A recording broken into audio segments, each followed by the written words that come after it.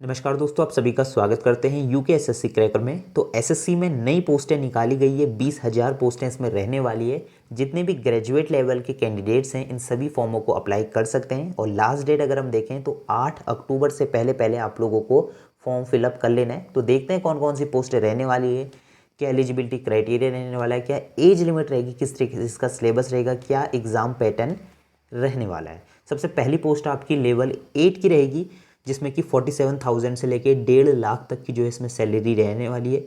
Name of post assistant audit officer की रहेगी।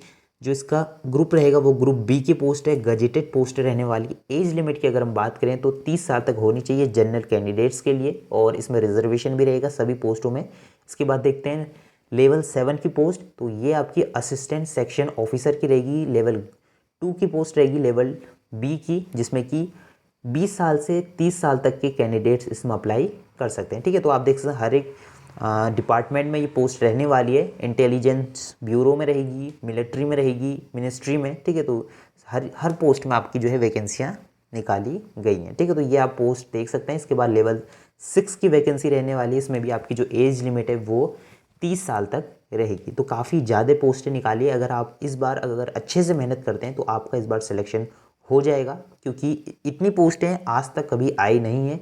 20,000 पोस्टें अपने आप में काफ़ी बड़ी बात रहती है।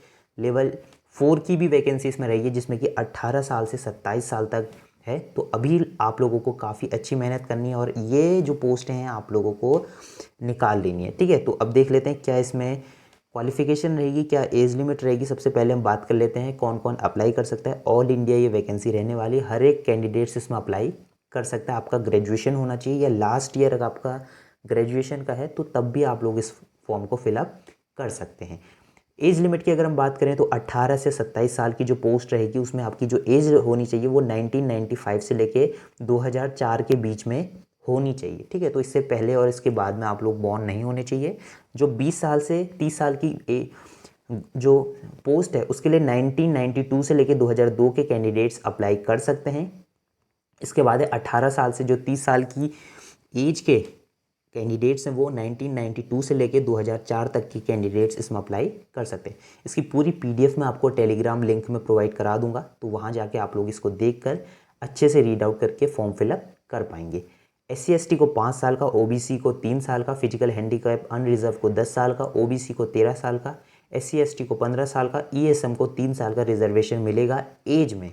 ठीक है, तो और भी रिजर्वेशन इसमें रहते हैं, जितने भी डिफेंस के कैंडिडेट्स हैं उनको रिजर्वेशन उसी तरीके से मिलेगा।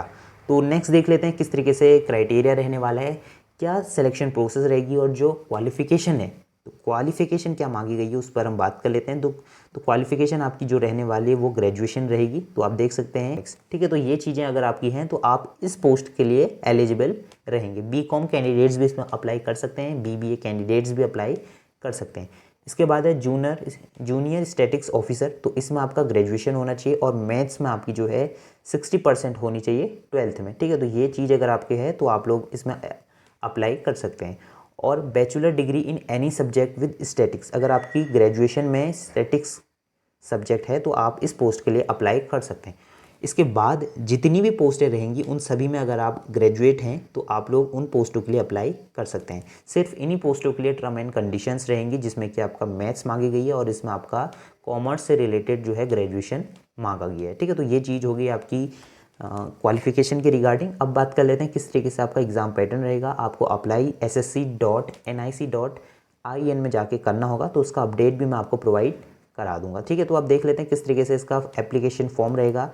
तो 100 रुपये की फ़ीस रहेगी जनरल कैंडिडेट्स के लिए। वुमेंस, SC/ST और फिजिकल हैंडीकैप्स के लिए कोई भी फ़ीस नहीं रहेगी। ठीक है, सिर्फ आपको जनरल कैंडिडेट्स के लिए अप्लाई ये जो फ़ीस रहेगी और OBC के लिए रहने वाली है। ठीक है, OBC और EWS कैंडिडेट्स इसमें 100 रुपीज़ का आपका जो है फ़ीस पेमेंट रहने वाला है। तो अब बात कर लेते हैं कि एग्ज़ाम सेंटर कहाँ कहाँ रहने वाले हैं। तो ऑल इंडिया ये वैकेंसी रहेगी, तो हर एक स्टेट में इसके एग्ज़ाम सेंटर रहेंगे, जैसे कि बिहार, उत्तर प्रदेश। ठीक है, तो आप लोग अपने हिसाब से एग्ज़ाम सेंटर देख सकते हैं। अंडमान निकोबार, झारखंड, उड़ीसा, सिक्किम, वेस्ट बंगाल। इसके बाद है कर्नाटका, लक्षद्वीप, केरला। इसके बाद है छत्तीसगढ़, मध्य प्रदेश और अरुणाचल प्रदेश, आसाम, मेघालय, मिज़ोरम, नागालैंड, त्रिपुरा। ठीक है, दिल्ली, राजस्थान, उत्तराखंड। तो उत्तराखंड के कैंडिडेट्स देहरादून, हल्द्वानी, हरिद्वार, रुड़की, ठीक है, तो ये जगह आप लोग आवेदन कर पाएंगे। कोटा, ठीक है, तो इस तरीके से ये वैकेंसी रहने वाली हैं और हर एक स्टेट के कैंडिडेट्स इसमें अप्लाई कर सकते हैं। तो इसकी पीडीएफ मैं आपको टेलीग्राम लिंक में प्रोवाइड करा दूंगा। जो आपका एग्ज़ाम रहेगा वो 2 चरणों में रहेगा, टीयर 1, टीयर 2। टीयर 1 जो रहेगा ऑब्जेक्टिव टाइप क्वेश्चन रहेगा, एमसीक्यू बेस्ड रहेगा, 1 घंटे का आपको इसमें समय मिलेगा। ठीक है, तो आपके कौन कौन से सब्जेक्ट्स रहेंगे, general intelligence, general awareness, quantitative aptitude और इंग्लिश कम्प्रीहेंशन। ये जो 3 चीज़ें हैं इनको आप हिंदी या इंग्लिश में, इसमें आपको चॉइस मिलेगी, जिसमें आपको सही लगता है आप लोग दे सकते हैं। इंग्लिश को तो आप इंग्लिश में ही देंगे।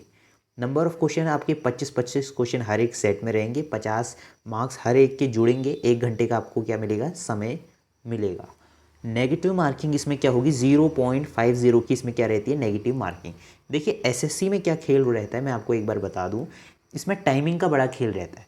क्वेश्चन पेपर तो काफ़ी इजी आता है, लेकिन जो टाइम रहता है वो लिमिटेड रहता है। तो उस लिमिटेड टाइम में आप किस तरीके से अपने टाइम को यूटिलाइज़ कर पाते हैं, वो सबसे बड़ी बात है। आपकी स्पीड कैसे बढ़ेगी, अगर आप प्रीवियस ईयर क्वेश्चन पेपर को काफ़ी अच्छे से करेंगे, रोज़ करेंगे, मॉक टेस्ट लगाएंगे, तब आपकी जो है स्पीड बढ़ेगी। ठीक है, तो ये मेन कॉन्सेप्ट रहता है आपका एसएससी क्रैक करने का। अब देखिए इसमें ना हिस्ट्री आ रही है, ठीक है, ना इसमें ज़्यादा डीप कुछ साइंस का पूछा है, जनरल इसमें एप्टीट्यूड आता है, रीजनिंग के क्वेश्चंस आते हैं, तो ये आपको आने चाहिए। तो ऐसा इसमें कुछ ज़्यादा टफ नहीं होता है, कोई भी अच्छे से क्रैक कर लेगा। थोड़ा सा मेहनत करनी पड़ती है, जो एनालिटिकल क्वेश्चंस आते हैं, जो आपके जनरल क्वेश्चंस आते हैं, उनमें आपको मेहनत करनी पड़ेगी। टीयर 2 की अगर हम बात करें तो किस तरीके से रहता है, तो इसमें आपका मैथमेटिक्स एबिलिटीज़ आता है, रीजनिंग आती है। सेकंड जो रहेगा आपका क्या रहेगा, जनरल लैंग्वेज रहेगा, कॉम्प्रिहेंसिव, जनरल अवेयरनेस। इसके बाद है कंप्यूटर की भी नॉलेज इसमें आती है, data entry, speed test module, statistics, general studies. ठीक है, तो ये चीज़ें इसमें रहेंगी। थोड़ा सा मैं आपको जूम करके दिखा देता हूँ, जूम आउट करके। तो यहाँ पे आप देख सकते हैं इसमें आपके पेपर कितने रहेंगे, पेपर आपके 3 पेपर अलग अलग रहेंगे। पहला पेपर आपका जो है 2 घंटे 15 मिनट का रहेगा। दूसरा पेपर जो डाटा एंट्री वाला है वो आपका कितने घंटे का रहेगा, वो आपका 15 मिनट का रहेगा। उसमें आपका छोटा मोटा कोई टेस्ट ले लेंगे, तो ये रहेगा। इसके बाद आपका स्टैटिक्स का सेकंड पेपर रहेगा जो कि 2 घंटे का रहेगा। ठीक है, तो 2 घंटे का स्टैटिक्स का रहेगा। पेपर 3 जो रहेगा आपका general studies, finance and economics से रिलेटेड जो है क्वेश्चंस आपके बनेंगे। ठीक है, तो इसका मैं एक कंप्लीट वीडियो आपके लिए लाऊंगा, उसमें आप लोग किस तरीके से तैयारी करें उसकी मैं आपको जानकारी दे दूंगा। ठीक है, तो आप लोग समझ गए होंगे। जो आपका टीयर 2 रहेगा उसमें 1, 2, 3 पेपर इसमें रहने वाले हैं और शिफ्ट वाइज रहेंगे, अलग अलग शिफ्ट रहेगी या एक ही दिन रहेगा, वो तो उस पर डिपेंड करता है। जो पेपर 1 रहेगा वो सभी पोस्टों के लिए एप्लीकेबल रहेगा। पेपर 2 जो रहेगा वो आपका with for only those candidates who apply for junior statics officer. ठीक है, जो दूसरा पेपर रहेगा वो जूनियर स्टैटिक ऑफिसर के लिए रहेगा। जो तीसरा पेपर रहेगा with only candidates shorthand in tier 1 and third paper that is the post of assistant accountant auditor. ठीक है, तो ये चीज़ें हो गई। Paper 1 included 3 section having 2 modules each other. देखिए इसमें भी कुछ टर्म कंडीशन है, जो पेपर 2 रहेगा वो अलग के लिए है, पेपर 2 अलग के लिए, तो ये चीज़ें रहेंगी। मॉड्यूल जो रहेगा मैथमेटिक्स एबिलिटी रीजनिंग रहेगा। सेकंड मॉड्यूल सेक्शन रहेगा English language comprehensive general awareness. Third section रहेगा computer knowledge data entry speed test. ठीक है, तो ये चीज़ें होंगी। It is mandatory for the candidates qualifying all the section of paper first. ठीक है, तो पहला पेपर सभी को क्वालिफाइंग रहना पड़ेगा। तो इसकी पूरी पीडीएफ मैं आपको टेलीग्राम लिंक में प्रोवाइड करा दूंगा, तो ये आप लोग देख सकते हैं। अब बात कर लेते हैं कि सिलेबस किस तरीके का रहने वाला है। तो जनरल इंटेलिजेंस रीजनिंग का आप लोग ये सिलेबस देख सकते हैं। ये सारा सिलेबस मैं आपको टेलीग्राम में लिंक प्रोवाइड करा दूंगा, तो वहाँ से जाके आप डिस्क्रिप्शन में जाके वहाँ से जाके इस पूरा सिलेबस को देख कर अच्छे से अपनी तैयारी कर ये फॉर्म को फिलअप कर लीजिए। लास्ट डेट आपको मैं बताऊँ तो अक्टूबर है, तो 8 अक्टूबर से पहले पहले आप लोग इस फॉर्म को भर लीजिए।